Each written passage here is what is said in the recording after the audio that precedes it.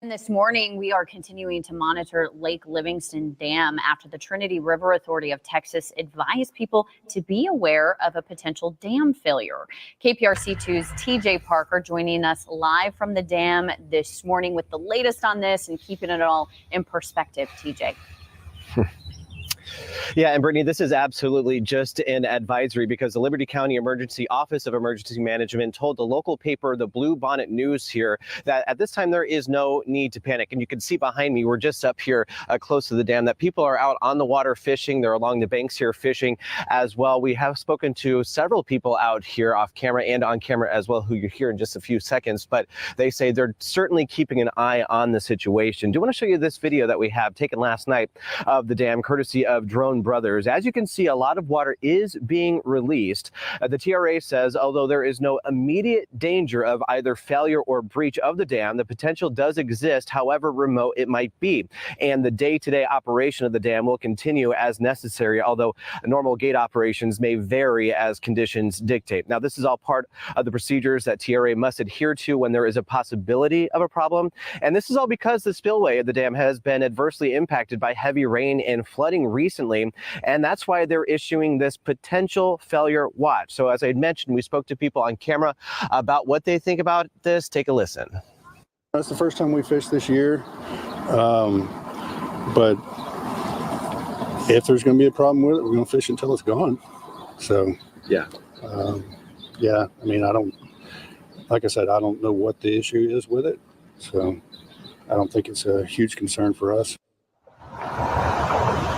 Yeah. All right, so back out here live, and you're going to hear from another person here in the next half hour, but they just told me that they were just out on the water. They just came back to shore here, and that there are some officers, some type of law enforcement agency on the water. They're keeping people back from the actual where the water is being released there. So that is some good news that they are, obviously, the law enforcement out here are keeping a close eye on it, as well as the people who are out here on the water as well. So, of course, we're going to continue to watch this, and if there's any new updates, we'll be sure to pass it along.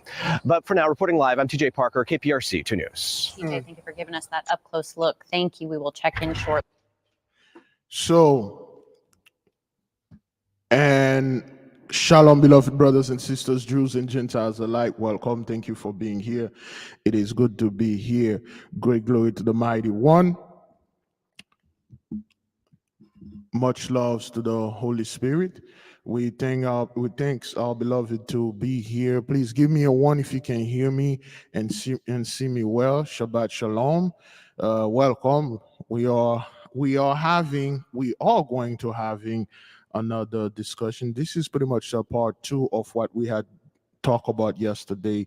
Our community etiquette, another word that if we have our physical one. We do have etiquette here online, but how are we going to do this when we come offline in a physical world?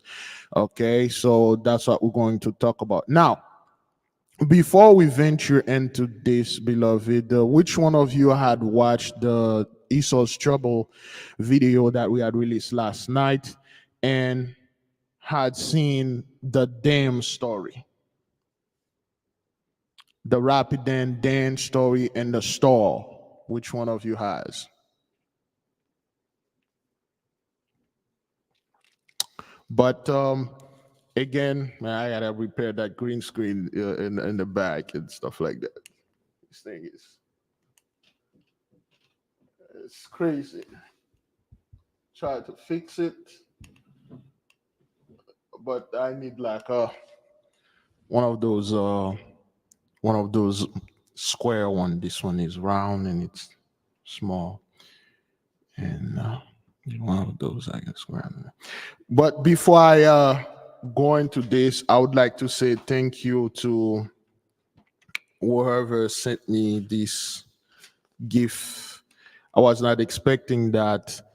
I'm having issue with the book when I'm flipping to the page, and I'm assuming it's one of the students that sent me this. So I said thank you. I said thank you so much. Okay, it's gonna help. It's really gonna help. So I had a little cut in my finger while I was doing some work, so it's minor. So Thank you for that. Thank you, beloved. All right, let's moving to this. Oh. Now, for the people that watched the Esau's Trouble from last night, there was a store, a pie store, and this one,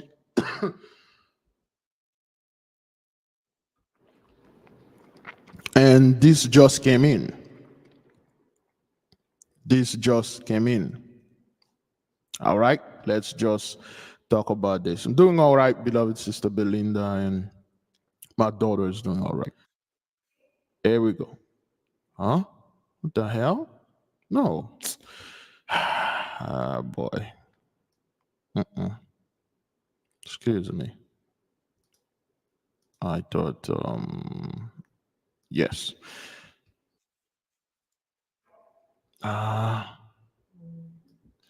There you go.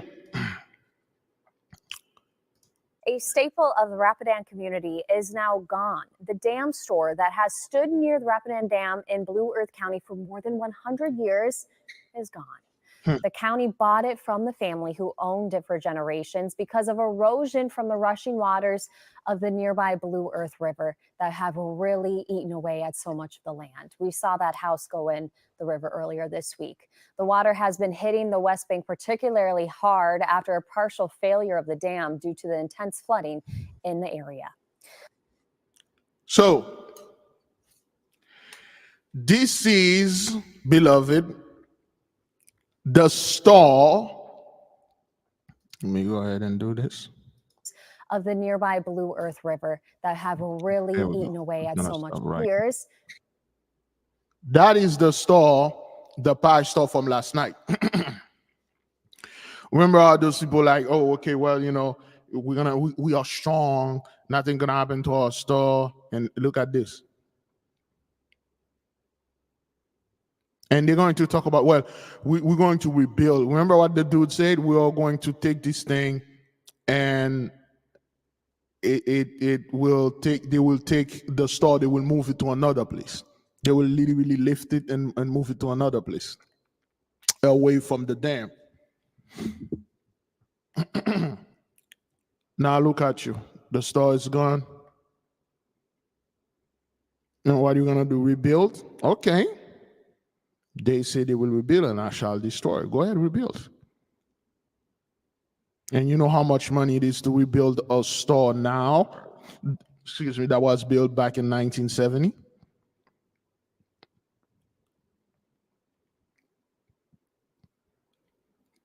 You do know how much money that's going to cost you to rebuild this store with modernized equipment,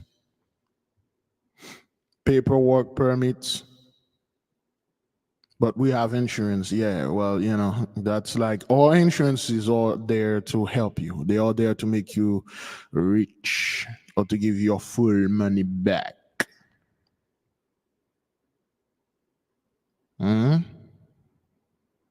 Look, we just watched this thing over there. Oh, okay. And is that what that is? Trinity River and Livingston Dam. They say there's a potential failure and you people need to get away. Let's take this last one right here. All right, let's watch this one. Tracking Beryl, Fox Weather, your Hurricane HQ. Let's get you up to speed. Tropical storm Beryl is forecast to become a major hurricane on approach to the Lesser Antilles. As of the 11 o'clock advisory this morning from the National Hurricane Center, 65-mile-per-hour winds. We're right in that threshold, moving up to the west at 23 miles per hour. It's found itself in this really kind of perfect environment, rather unusual for the end of June east of the Caribbean to see this type of. There you go, rather unusual. Why? Because you see how the schematic right here go right there and then it go under, well, they call it Hispaniola. I don't know why you people keep calling the lane Hispaniola. The name is not Hispaniola. It's Haiti, the whole island. There's no DR or Dominican Republic, and they are well aware of that. The whole island is Haiti, but it go under it. Usually, most of the time, it goes either above it right here or on the island directly. but now it's go below it and past this, and then it's going to go somewhere right there. So today is Sunday. This thing is already 100 miles an hour. Okay, on Monday 115. Okay, on Tuesday 115, and dial to 100 Wednesday, and then slow down there at 90 and pick up again. This is rather unusual for the end of June. Yes, it is. Of setup for a storm of this magnitude. It's a small storm itself. Beryl is. It's not a gigantic, massive, sprawling storm, but it's small and mighty. And you can see here as we get into tomorrow, as we continue into Monday on approach to the Lesser Antilles. This is the big update this morning from the National Hurricane Center. Forecast not only to become our first hurricane of the season, but our first major hurricane of the season, a designation that we don't typically get until September 1st. So exactly. So they are seeing activities they never seen, they don't get, or they used to get around September. And now it's June, man. Well, the end of June, July is up, but it's too early for this. That's like 90 days earlier.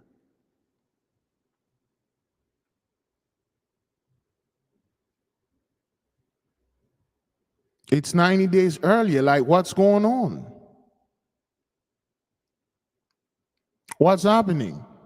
Well, what's happening is the weather is sentient, it's conscious. It is avoiding things, playing hopscotch and going around and choose specific target and destroy specific place.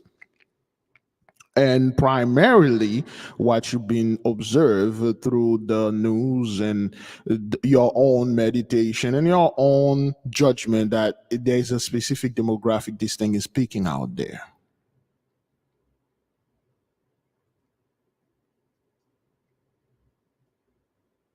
It's picking things out there. So that's what that is. And it's not going to be pretty. Never was, never will be.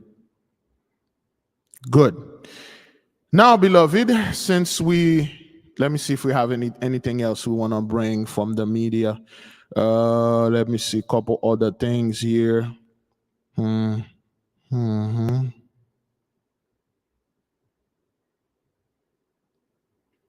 boy.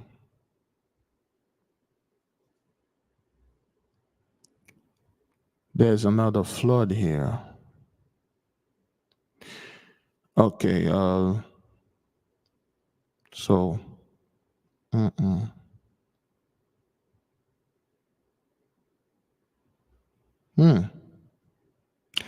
Wow. Oh boy, this one is bad. This one is bad. Let me see it.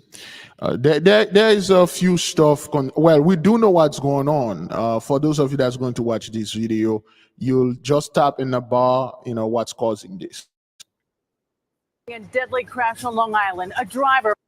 A horrifying and deadly crash on Long Island. A driver plowing through a nail salon, killing 4 people and leaving 9 others injured. Tonight, investigators trying to determine how that driver lost control and rammed through the nail salon in Deer Park at around 4:30 this afternoon. The car speeding so fast, it nearly drove all the way through the back of the business. Long Island reporter Shantae Land spoke to eyewitnesses who saw everything unfold. A motor vehicle accident. Reported car into a building, multiple patients. It's the call that brought 150 EMS and firefighters on scene. 4 patients were deceased upon arrival. A gaping hole outside of Hawaii Nail Salon and Spa. Inside, along the mangled pedicure chairs, filled with workers and patrons. Yesterday I did my nails. So you were just there yesterday? Look, yesterday I did my manicure and pedicure. There was people trapped. We extricated them and transported them to area hospitals. 4 dead, 9 injured after this minivan with its flashers still on barreled straight to the back. It's horrific. The man was driving and he came from this parking lot from Kohl's, and he was trying to pass somebody, and then they pretty much ran right into the nail salon. Outside, police talking with possible witnesses. the pain and devastation of the surviving friends and relatives. This man identifying himself as the owner's brother. He says his sister was married to the other owner, a couple customers say they love. They were really, really nice people. It's very upsetting. I just hope he's okay. Him and his coworkers. All 4 people killed were inside the salon. The driver survived. I believe the driver was partially conscious. My heart dropped because life is so fragile. Life is so fragile. The victims' names have not yet been released. No word tonight so far on what caused that driver to lose control and crash. In Deer Park, Shantae Lands, Channel 7, Eyewitness News. Okay. All right. As you can see, beloved, there is a occurring term of cars running into things and destroying people's business and destroying this, destroying that. And a lot of people don't know what's going on, what seems to be the problem. And a lot of people are now, people want to say, well, it's an accident. They don't know why. And people are dying. Of course, I don't speak about the ley line anymore the way that I used to, because it's just too much. It's just too much. You saw that Iranian president or the leader or whatever perish. What did those people do? Did they ever say anything? They just brush it down. They don't say anything about it. Last night, we were watching how they were having a birthday party. A dude or whoever this person, or a drunk woman, okay? She was in her car driving, and then with the speed force she went in there, she killed 2 people, a brother and sister, 2 little baby. One was a toddler, and the other one was like 7 years old or something. He killed both of them an impact. And then now you see this. And there's a lot more. There's horrific crashes. It's just they are too horrifying for me to bring. I'm like, man, let me lay off of that a little. Okay? Now, beloved, let's share this one. And then we're going to move. There you go. All right, you guys, you understand that I'm living my life kind of terrified right now. And my situation could get worse in just a few minutes here. I will explain to you, I'm going to flip the camera around and show you. There's an officer that is going to every vehicle here. If they think that you're living in your vehicle, he's going to do a check. And I'm next. I watched him pull up to number 5, and I'll show you what's happening. So here we go. This officer is going up to make sure that everybody that is here is up and up. No warrants, no arrests. Vehicles are up to par. Current registration, driver's license, insurance. I'm next. If I drive away, he's already looked at me. He stopped and then looked over and then got out of his vehicle and went to him. So I am next. This is terrifying, you guys. I don't even know how to explain it. If I drive off, I'm in trouble. So, but this is life, being poor, not being able to afford, the things you need to do to get your vehicle registered. And this is life, being poor. Okay, so this is life being poor. All right. So this is life being poor. So again, this is our book. We're going to discuss this properly. Let me just refresh that. That was like yesterday. Okay, so put it right here. This is our book. If you have not, go ahead and purchase it. We highly recommend you to get a physical copy. Okay. So, boy, there we go. No, you know what? Let's just leave it like this. All right, good. Now, this is what happened. Now those people are realizing, boy, man, they had it hard. You have this white woman right there. Okay, she's advancing in age. She doesn't have a job. She have a car, no registration, no driver license, no insurance. She has nothing. She has no money, and she's in the parking lot. The police officers are coming and checking cars. They haven't got to her yet, but in her mind, she said the police officer already looked at me and said, "You are next." And I know if I drove away, they're going to chase me, they're going to arrest me, which in fact they would not do. If she's in a car, the police are checking, she's in a broken car, messed up car, she will just drove away. They will just let her. They will not purchase her. But because of the fear, because the curse of the fear is so heavy upon those people, they already pass judgment before they go unto judgment. They already find themselves guilty. She said, "There's nothing I can do. I just have to stay here." And this is what it is when you're leaving Paul. Well, we've been telling you this. Now you know how people feel. When you can't even stay in a parking lot in a car that you barely can put fuel in there. You don't have anything in there without being harassed by the police. The police has no business coming over there and checking your car, make sure you're all up and up, make sure everything is clear and good. They have no business of doing that, but they've done that to us. You sat there. For instance, when we look at this lady right here, let's freeze so we can look at her appearance. All right, you guys, you understand. So her face told you she's experienced. She's been there. Most likely, I'll venture to say that she was one of those people who voted for laws that would destroy our people.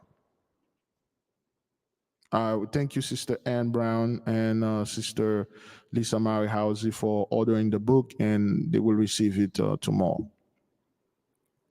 I believe Sister Lisa already have her book. For the other people that will order the books from me, I haven't get anything yet. It will take a week or two in order for me to send the signed copies. Certain other people out there, other brothers and sisters that I will send signed copies, but the problem is I haven't received it yet, okay? That's the only thing. So, in her youth, and when she was working, those are the people that told our people to pull themselves by the bootstraps. Those were the people that say, well, you need to get off that welfare and get a job. Now there are so many of them on welfare, you don't even hear this term anymore. And there's no places for those folks to get in.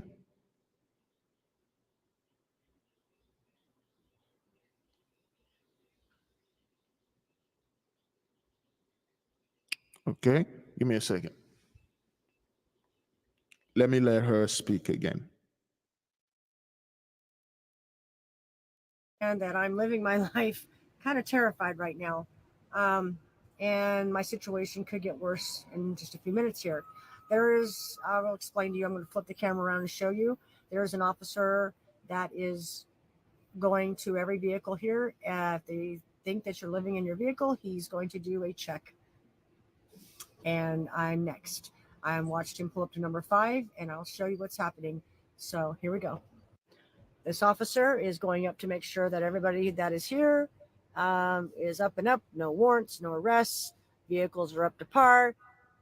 Current registration, driver's license, insurance.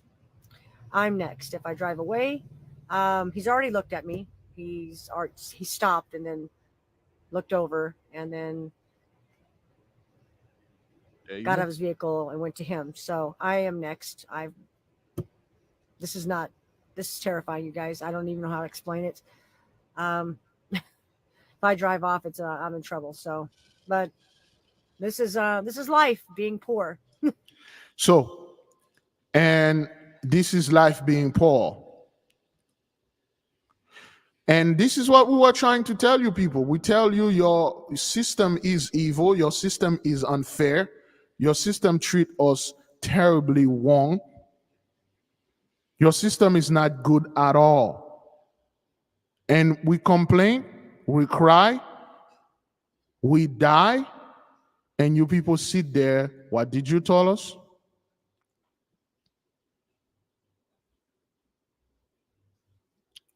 Shut up, get a job, Pull yourself by the bootstrap, start begging, start doing this, start doing that. And now you are in a situation that we were, and some of our brethren still are. And then you're like, oh, this is what it is being poured. What do you mean? We told you about this. We told you about that. You people treated us horribly.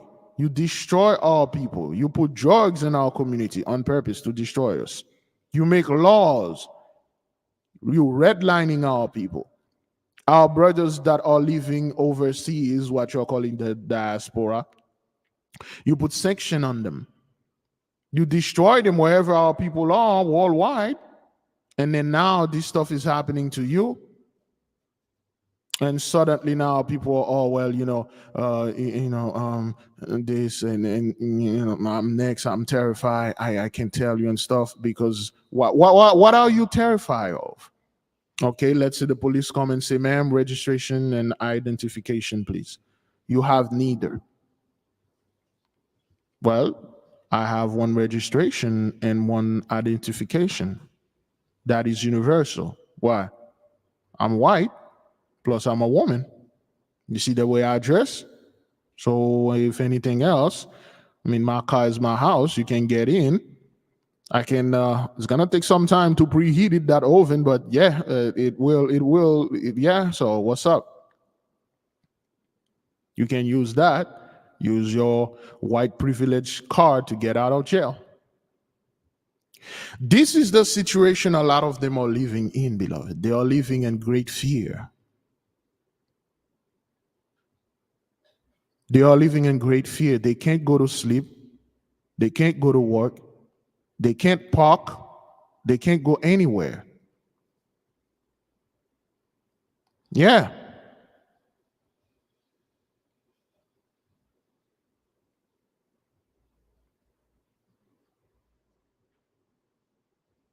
And that's what happened.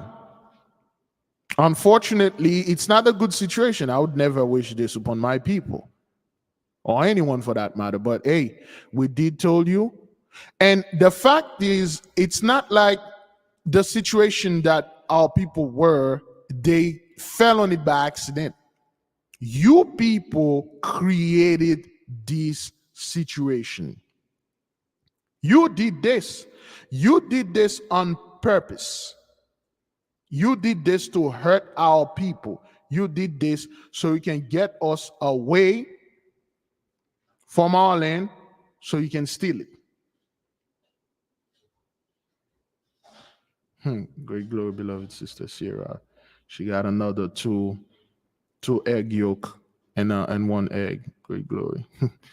I can't text the sister back because my thumb is tipped up and things like that. Great glory. That's the second time it happened to her.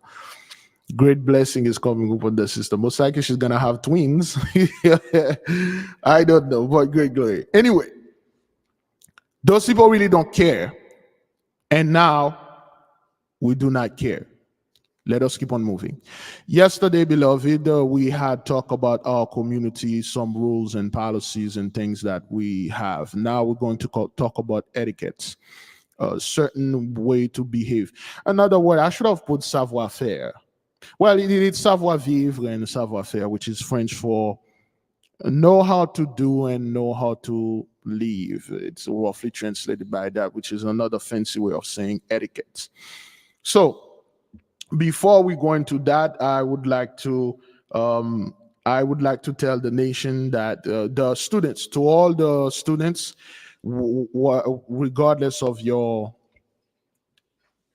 tier, we have a Zoom meeting for tonight. Well, for this afternoon at 6 p.m. Eastern time. I'm not quite sure what time it's going to be for you, and then it is mandatory for all of you to attend it. There will be some instruction being given verbally, like 2-3 things you need to do. Make sure you have something to write down to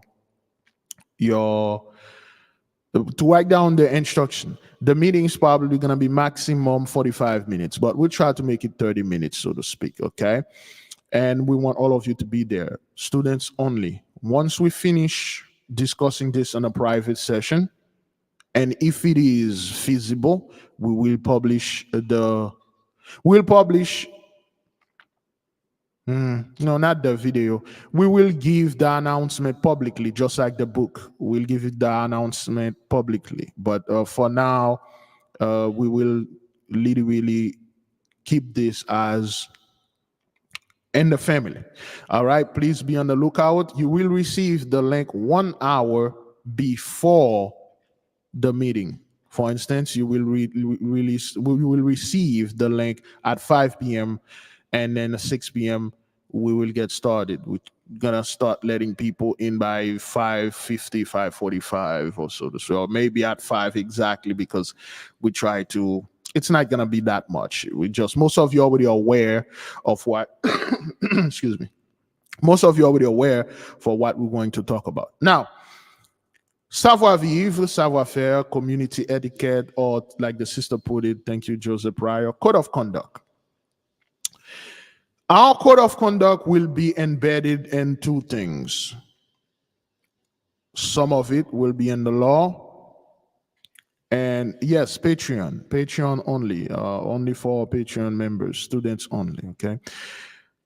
Some of them will be embedded in the laws, and some of them will be embedded in our rules and policy. What I mean by that is the law that is in the Bible, so to speak, the Ten Commandments and the other stuff, those are strictly for us. Gentiles or visitors, they don't have to follow those things, okay? It is something that is for us. It is strictly for our people, and we will not enforce this to other people. And will not enforce it on our people. It is your sole duty for you to follow the rule, because we already told you from the beginning, the 10 commandments are virtually impossible to break unless you truly wanted to break them. I make the clarification. Well, why don't they talk about adultery and bear false witness? False witness is literally you lying on a brother, you gossiping. Gossiping is you are saying things you don't know about certain people. You are making things up, whether it was about celebrity or any other people. You are breaking the law. You should not sit there and lie upon a brother or sister with intent to harm the person. It has to be with intent.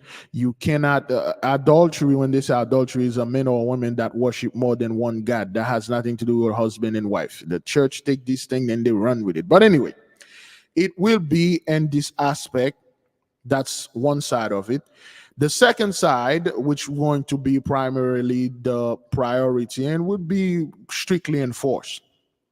For instance, if we do have a physical community, there are ways for our brothers and sisters to deal with each other, and there will be ways for our brother and sisters to deal with, I don't want to call them outsiders, but the others or the visitors. Okay, well, what do we mean by that? In our community, if we ended up having one, we are ready for it. Let's begin with food. The community, so to speak, should have sustainable food. And when I say this, I don't mean it in a snotty way, in a pretentious way, like, oh, we only eat organic things here and stuff. Like the good book say in Daniel, you will eat the filthy bread of Babylon. Daniel told you this. You will eat certain food that you thought it's clean, and then it has terrible things in it. That's why the Holy One gives you the power to disperse unfavorable energy that is in any of your food. That's why you put your hands upon your food before you eat, and then you just say the all unfavorable energy depart, be ye banished. That's what the Christian are calling praying. In the book Initiation into Hermetic, we call it the Holy Eucharisty. When you go to a restaurant, when you buy food, when you even go to food, you have to disperse the unfavorable energy. Now, with food, the community should have an abundance of food. I believe a few months, or it could be a few years ago. A few years ago, we were discussing.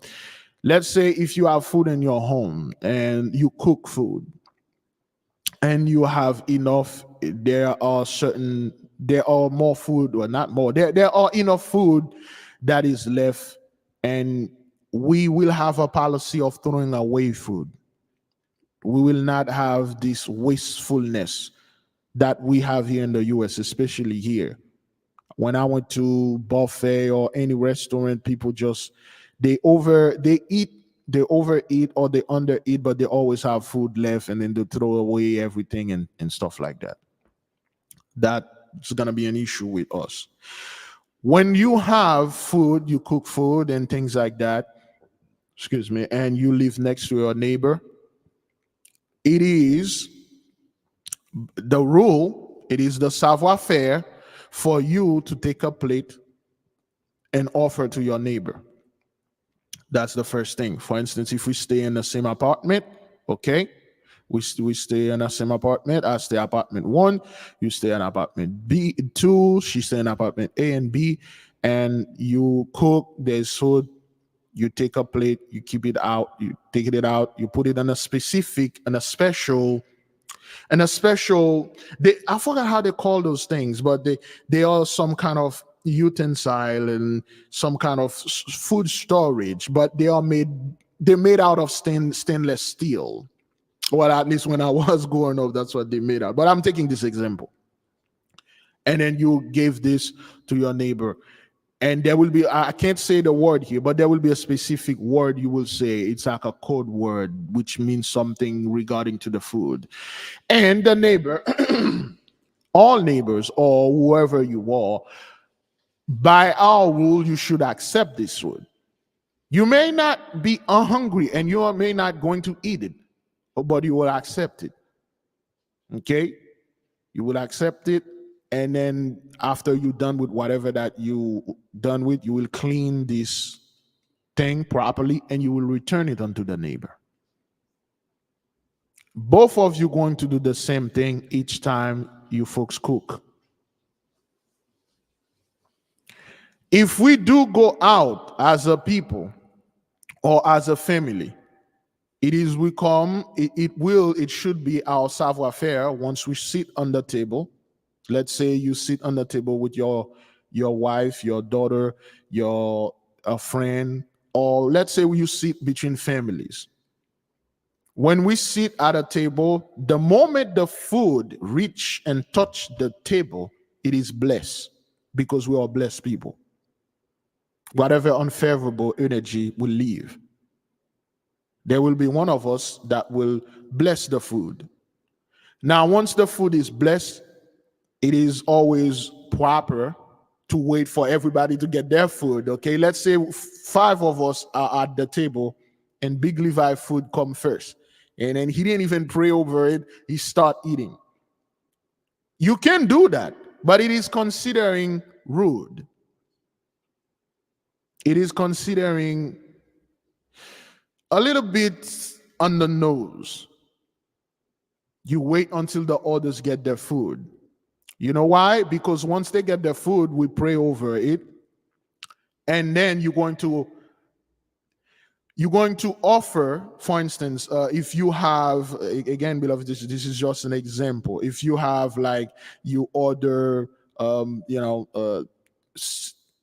8 pieces of chicken and French fry or whatever rice, you offer the person next to you, you take one of your piece of chicken or whatever, you give it to him or her, and he or she giving you some salad or some fruit. We share between the table. Although, beloved, okay, we don't eat, those things, we share. If we don't eat it, we leave it at the table.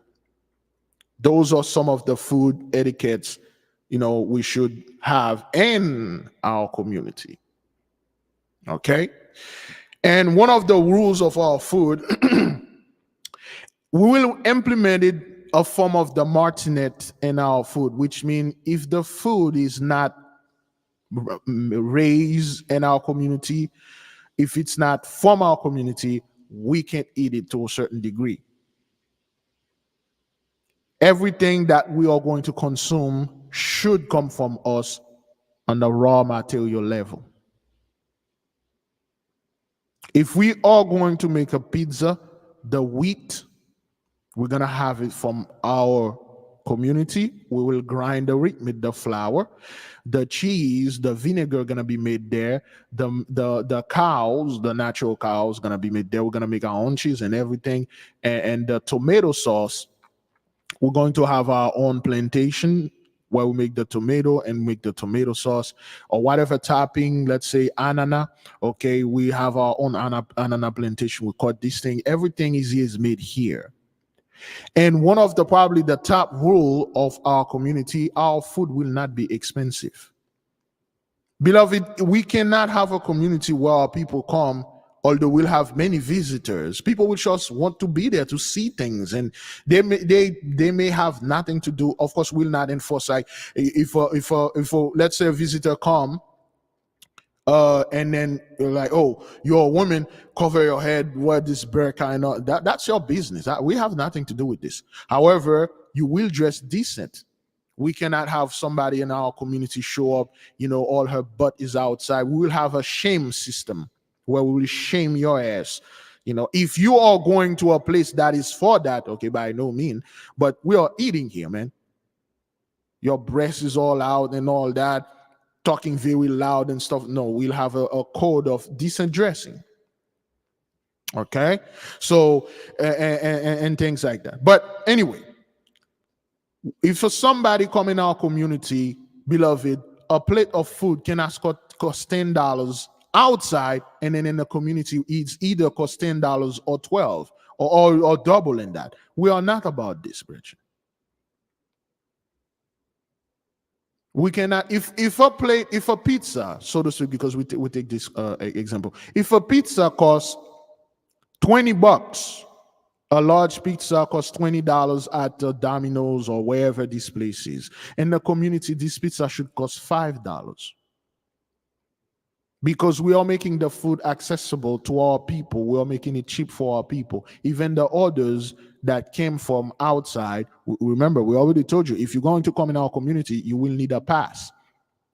You will need a card, a yearly card that you will pay $25 or $50. Every year you're going to have to renew it. It will have your picture on it. It will have a specific number on it. It will have a specific word of power in it for you when you come, because your word of power will be unique unto you. There are certain places you're going to come, they're going to ask you, okay, what's your password? And then you're going to say it. And your daughter, your wife cannot use the same thing that you use, okay? Something like that. So if we do have a community, beloved, we cannot have the food is expensive. The food that we grow there is very expensive. Oh, well, it's it's the economy. No, that's greed, man. That's greed. Food cannot be expensive. Utility in our community is supposed to be free. What I meant by that, water. If we live by a river, a lake, so to speak, even the ocean, we should have a desalination process. The water that flow in our community should be as natural as it is, and it should be for free for our people to use. They should not be paying water. Electricity, they should not, because we will and we should have an energy that we draw. The Gentiles have no idea where we get those things. And we will have it because our community should and will be powered by magic. Sounds ridiculous, but it should. Our utility should be free for the people that are living in the community, because we will generate it our own power. However, if we have a proximity community, if they want some of our electricity, some of our water, they'll pay for it. We'll have probably, I would say, the number one common rule in our community will be garbage, trash, and things. We will have a spotless community, and we will be very adamant with that. One thing they make our people feel comfortable with is garbage, trash, and rubbish. That's why in the hood, people throw things everywhere. Let me tell you, garbage or trash have a spirit over it, mostly a negative spirit, a demonic spirit. When you have a bunch of trash in a place, there will be a spirit lord over that, and darkness also. When you do not have power, in other word, energy, in other word, magic, the other entities, they will be there. And when you come in our community, you're going to be very clean. You cannot drink a bottle of water, even our water, you throw it anywhere. There will be designated spot for you to throw those things and recycle them properly, because we will have recycling things in our communities. Paper recycling, plastic recycling. Hopefully we don't have any plastic and stuff like that. Give me a second. Huh. Wow, what a guess. Paper recycling, plastic recycling, glass recycling, and things like that. Maybe not a huge scale, but in a decent scale. And above all, we will have the trash and garbage recycling as a power source. And we must teach our people, our children, the visitors, the proper places to put those trash.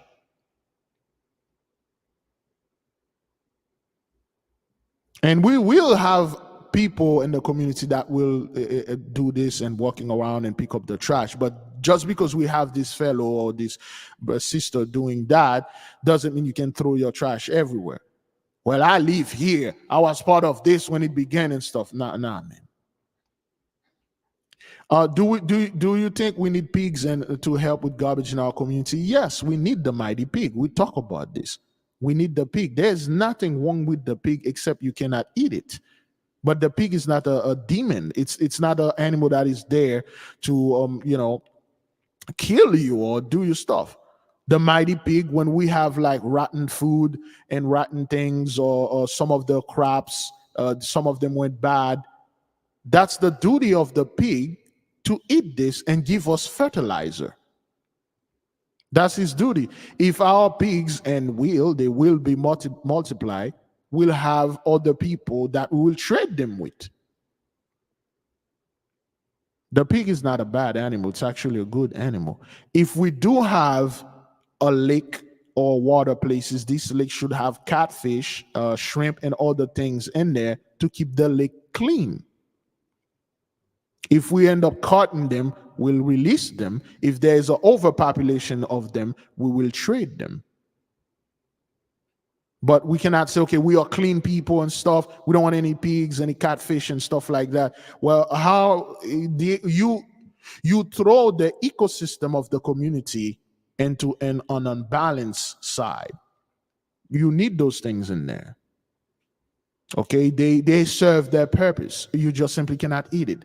If they overpopulated, let's say we have a community, we have a huge lake in there, and then the lake have all sort of ecosystem of fish, trout, bass, catfish, and shrimp, and crabs, and then we eat the clean food that we need to do this. And if we end up having a surplus amount of crab, we will have a crab license for the other nation to come and trade and come in and then pay a fee.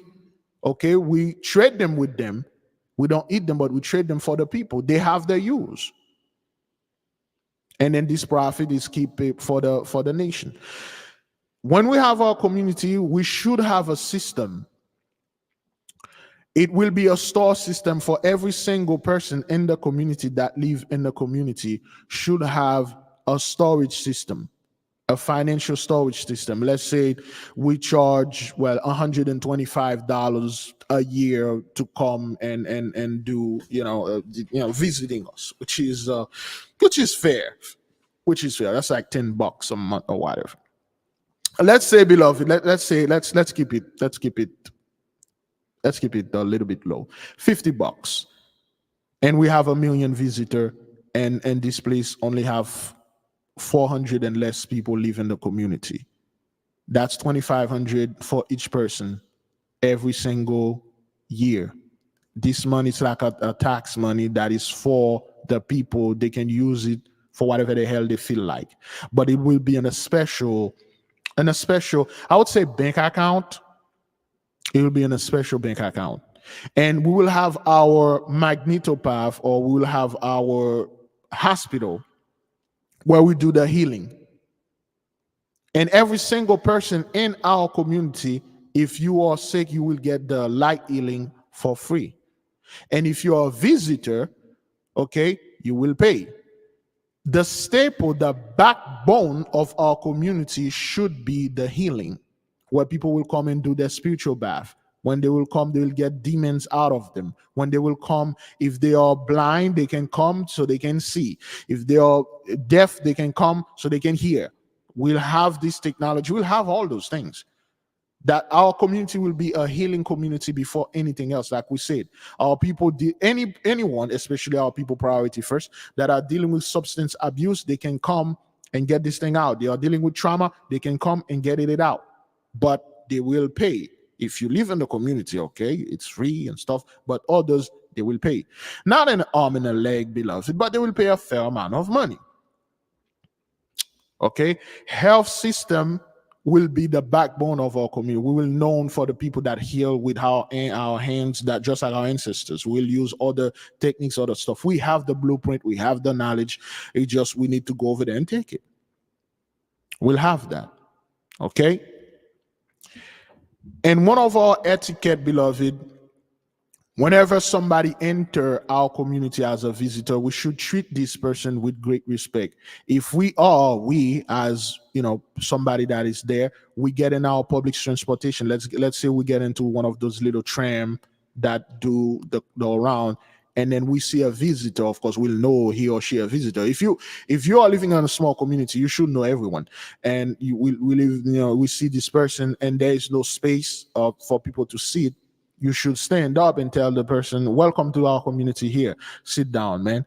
Be comfortable. If you need anything, you can swipe your card or click this or talk to the quantum computer. I don't know. The visitors first. The others first. When they come in our community, we serve them first. We make them feel comfortable. We show them how to treat us. Of course, in that process, some of them will get proud. They'll think like, well, some kind, we are afraid of them. We will have a system where we'll deal with the drunkards. We'll have a system, a police-like system, but more like a protective system. We'll call it security, to be fair. Okay, we will have festival. Well, what is festival? The festival are a little bit different than feasts. The feasts are more like, for instance, if we do have Passover, only us can attend the Passover. But if we have feasts of certain things and certain stuff, we'll have all the feast days, the one that we can do, then we'll have festival. We had discussed this before in private. Let's say we have the festival of the 7 planets, so to speak. For a week, let's begin today, Shabbat. No, we cannot begin. Well, yes, let's begin with Shabbatai. No, should we begin with? We will end with Shabbatai. We'll begin with Shemesh, because Shabbatai is the highest planet and the heaviest planet. Okay, let's say we begin this festival on Sunday. On Sunday, for a week, we have a festival for a week. On Sunday, everybody wear Shemesh color. Okay, whether you are Shemeshite or not, we wear the flower for Shemesh, and then we come, we celebrate. We eat, we drink, we party, we dance, we enjoy each other, we make competition, cakes, we do the same. And then on Monday, we do the same thing for Levana. And then on Tuesday, we do the same thing for Madim. But a little bit different and stuff. On Thursday and Wednesday, Kokav. Thursday was a deck and everything. And then we ended up everything with Shabbatai. And we do this festival once a year for 7 days for each thing. That's our thing. You ain't gonna come over there and then telling us, oh, well, you are doing this. You are worshiping that. Or you are the, nah, man, that's our stuff. That's our things. And then we'll have specific day that we will have something special for the Holy Spirit. We'll discuss all those things. Those are certain stuff that we will have in there. Fashion. Our fashion will be very different, very distinctive. When people see us, for instance, when you see an Amish, he doesn't need to telling you he's an Amish. If you saw or see a Native American, so to speak, in his true attire, you will know he or she is a Native American. If you see an Arab woman or a man, or Muslim woman or man, you will know they are a Muslim or whatever. But if you see a Christian walking around, you barely, unless you start communicating with them, you go, okay, he was a Christian. If you come in our community, the moment, even if you see one of us outside the community, you'll know. Just like when you see those unorthodox ish, you'll know he's ish. He's an unorthodox ish. Okay. We will have a very specific fashion. And I have done some of research, and some of our fashion will be embedded with the judges. What I mean by that, let me give you a little example, okay? When I say judges, let me clear out first. This is just an example, beloved. I'm not saying this is how exactly this thing going to be. I'm just making an example. Let's share this with the nation, okay? We know Deborah. Oh, why am I shutting? Okay, Deborah. Big Brother, okay, the comic is Deborah the Judge. All right, Deborah the Judge, and the story of what they call this thing again? The story of oh, what is this? I do this all the time. Why is this thing telling me this? Am I in the right path? What is this? What? What happened here?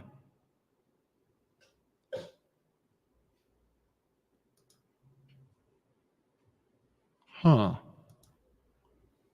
Okay. Some reason. Jack Kirby, The Fourth World. According to Wikipedia, fourth. When we study Jack Kirby, The Fourth World, it's a Bible story, okay? When I studied the dead technology, okay, the Fourth World, mother box. There's a device, okay, they call a mother box. Okay, a mother box, anybody know what that is? Okay, a mother box. Our fashion will come from the mother box. We have a mother box. Well, in the comic, they call it mother box, but some of us have this, okay? And when you look at let me see, there you go. It will be a blend. This is just an example. This is another word, a quantum computer, okay? There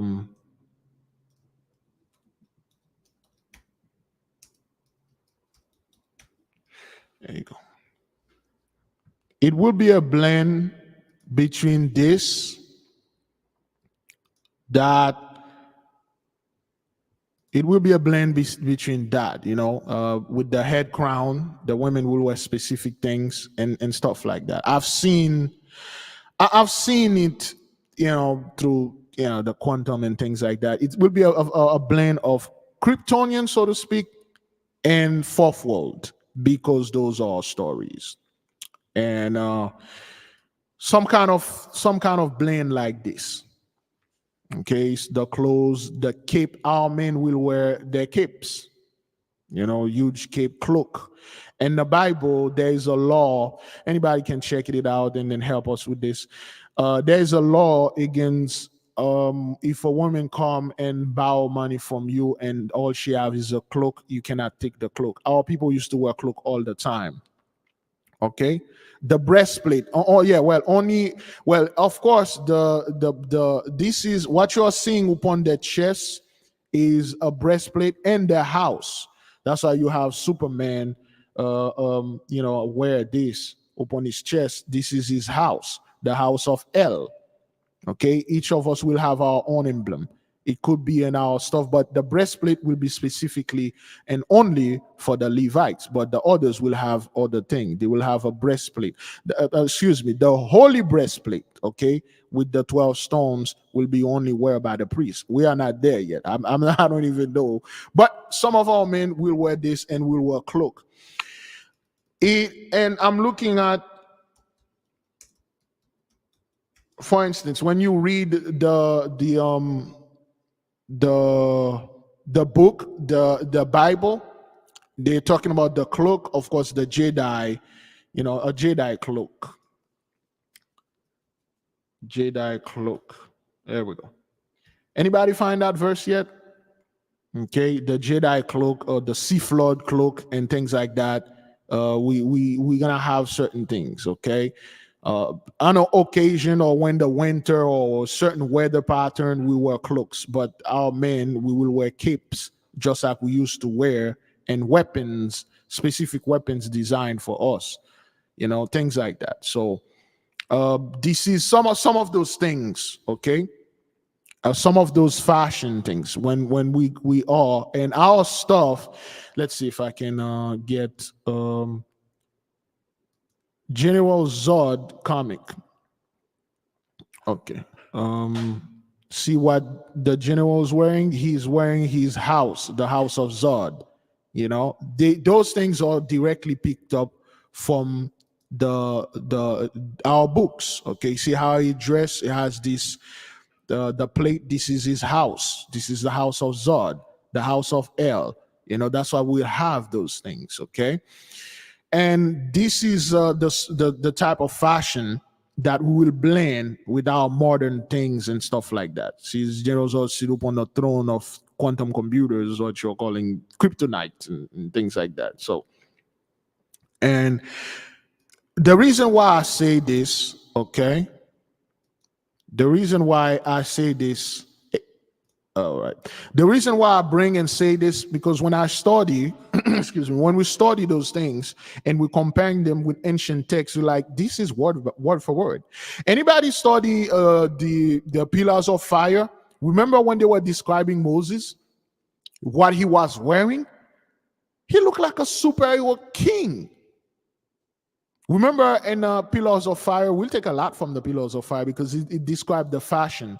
The queen, the Pharaoh at the time, which was a woman, Queen Amensi, Pharaoh Amensi, she has a she has a dress made for her. This dress can only make one time, once in a lifetime. Two cannot be made. That's how difficult and prestigious the dress was. It can only be made one per king, one per Pharaoh. Okay, so those are certain things, certain fashion we will discuss. Mostly we'll get it from the quantum computer. There's a fashion realm, there's a fashion planet, a fashion dimension. We'll go there. We'll speak with those fashion people and say, hey, we need something that is uniquely for us, that is abide by our laws, that is abide with our style, and we got stuff. We intricate design, of course. We'll have this. That's what we'll have. We'll have a fashion. When people see it, they say, hey, those are one of them, 8K Hebrews, or those are one of them, child of the Lord. And the clothes that we're going to wear, beloved, it's not going to be for, hey, I'm wearing this, I'm pretty and all that. Nah. They will have specific purpose. Remember the beloved brother, when the woman was sick for 12 years, she touched the hem of his garment and she was healed. Our clothes will be like that. And we will be we'll be an untouchable people too. You can't see us in the street and then run towards one of us and hug us. It doesn't work like that. Or touching our hair to see if it's nappy, or taking picture with us like we're some kind of like zoo animal. That's not gonna happen. See, your clothes will have a technology. If somebody take a picture, whether they are aware or whether you are aware or unaware, you won't appear in the picture. It will just be black. When they take the picture, come out dark. There's nothing in there. We know how to do this, and initiation into Hermetic, they explain unto you how you can do this. Remember, picture capture light. You can manipulate the clothes on you can manipulate the light. We will be the envy of others for our fashion sense. Our women will wear certain headgear. Not that they're going to wrap their hair in shame. That's not gonna happen. They can either wear the headgear, it will be like a tiara, a futuristic like tiara thing, or some form of headgear. And each of our women, if this woman is married, she'll wear a certain headgear that say, oh, those are married women. If she's unmarried or available or whatever, she'll wear specific things.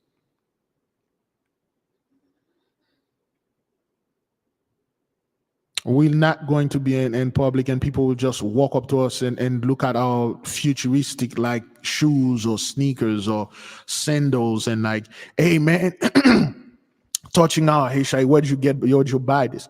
Our fashion will be available to us, only to us. You're not gonna come and then, of course, you will have knockoff people over there trying to have our stuff, but you ain't gonna come in our community and dress like us and act like we won't be like this. That's not what that is. Those, beloved, are some of the community etiquette and the things, and there are many other stuff. Okay, for instance, we have not, beloved, we cannot pretend. Okay. We cannot pretend that we're going to have a community and we won't have any dating line or dating guidelines, which will be embedded in our etiquette. There will be a specific way where our women will communicate with our men and our men will communicate with our women. It won't be verbal at all. There are certain things a woman will carry with her that will indicate certain things to the men, whoever is interested. There are certain ways she will wear clothes and certain ways she will wear something upon her hand that will say, hey, I'm here for this or I'm not here for that. The same thing go for the men. See, in the animal kingdom, there will be certain things the female will do and the male will know, hey, she's ready or she's interested. We'll have those stuff. It won't be verbal, but it cannot be discussed publicly.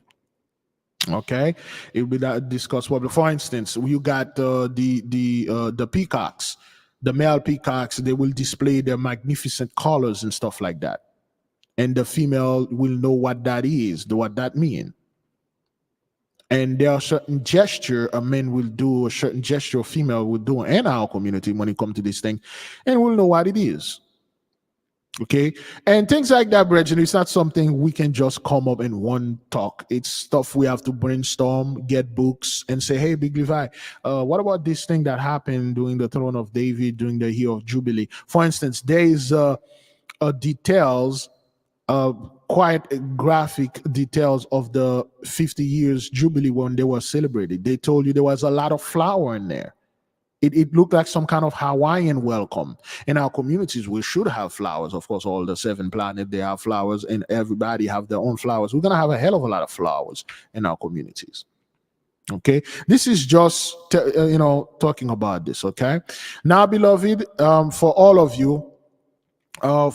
you that are students to Patreon, you will receive an email in a short few hours, probably two more hours from now, 3 more hours, 2 hours and 45 minutes.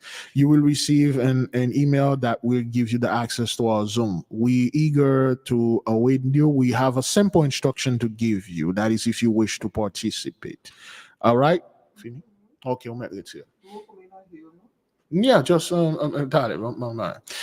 I will leave you with peace, beloved. I will leave you with love. Thank you for all of you that ordered the book. We give the mighty one great praise, great glory. Shalom.